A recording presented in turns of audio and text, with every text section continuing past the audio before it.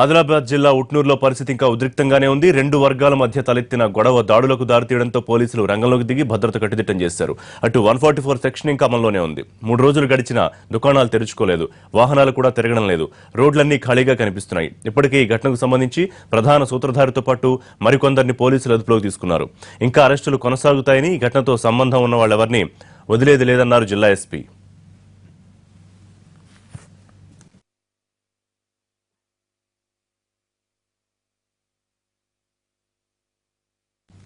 ఉట్నూరులో ప్రస్తుత పరిస్థితి మా ప్రతినిధి సారంగపాణి వివరిస్తారు.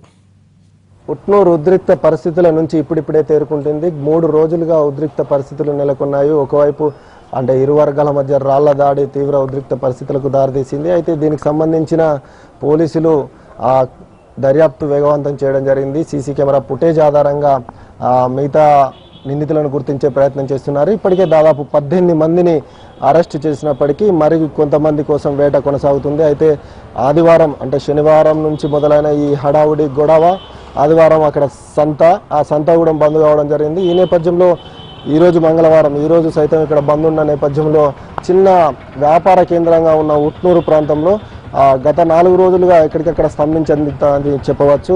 ప్రధాన రహదారిపై పోలీసుల బందోబస్తు, ఆ తర్వాత గల్లీల్లో వీధుల్లో కూడా పోలీసు బందోబస్తు కొనసాగుతుంది. దాదాపు 480 మందికి పైగా పోలీసు బలగాలు ఇక్కడే మోహరించి పహారా కాస్తున్న పరిస్థితి మనం చూడొచ్చు.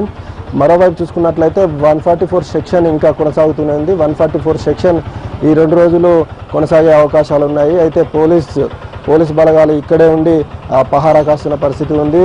జిల్లా ఎస్పీ సైతం ఇక్కడే ఉండి ఆ పరిస్థితిని ఎప్పటికప్పుడు సమీక్షిస్తున్నారు. అయితే పోలీసులపై రాళ్ల దాడి కావచ్చు, ఆ తర్వాత షాపుల ధ్వంసం కావచ్చు, ఇరు వర్గాల రాళ్ల దాడికి సంబంధించిన ఇప్పుడు పట్టణ కేంద్రంలోని ఓల్డ్ బస్ స్టాండ్ సమీపంలో ఉన్న సీసీ కెమెరా ఫుటేజ్ని సేకరించడం జరిగింది. దాని ఆధారంగా నిందితులను గుర్తించే ప్రయత్నం చేస్తున్నారు. దీంతో పాటు మీడియాలో వచ్చిన కథనాలు కావచ్చు, వీడియో కావచ్చు, ఆ తర్వాత పోలీసులు ప్రత్యేకంగా తీసిన ఈ వీడియోలను క్షుణ్ణంగా పరిశీలించి నిందితులను పట్టుకునే ప్రయత్నాలు చేస్తున్నారు. దాదాపు ఇప్పటికే దీనికి సంబంధించి 18 మంది కేసు పెట్టి అరెస్ట్ చేసి రిమాండ్ చేసినప్పటికీ మరికొంతమందిని అయితే దాదాపు 60 మంది వరకు ఇప్పుడు పోలీస్ స్టేషన్కు అదుపులో తీసుకున్నట్లుగా మనకు సమాచారం అందుతుంది. వాళ్ళు పోలీస్ స్టేషన్లో పెట్టినట్లుగా సమాచారం ఉంది. అయితే ఇంకా మిగతా నిందితుల కోసం వేట కొనసాగుతుంది. ఎవరైతే రాళ్లు కావచ్చు, కర్రలు కావచ్చు, సీసాలు కావచ్చు వాటితో దాడులు చేశారో, షాపుల ధ్వంసానికి దిగారో, పోలీసులపై రాళ్లు రువ్వారో, పోలీస్ స్టేషన్పై రాళ్లు రువ్వారో వాళ్ళందరి పైన చర్యలు తీసుకునేందుకు, వాళ్ళను వెతికేందుకు పోలీసులు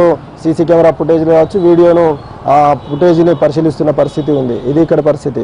కెమెరామెన్ సత్యంతో సారంగపాణి, ఎన్టీవీ.